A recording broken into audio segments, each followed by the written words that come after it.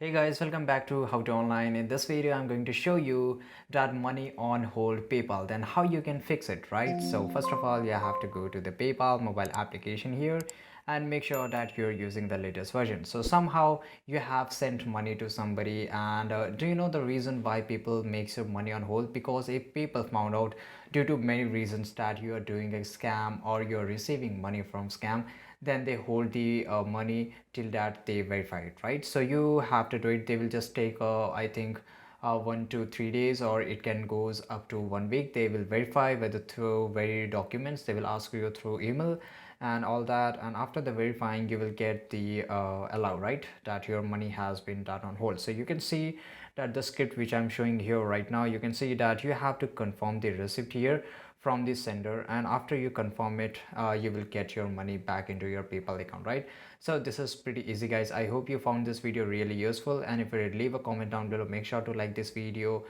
See you guys in the next video.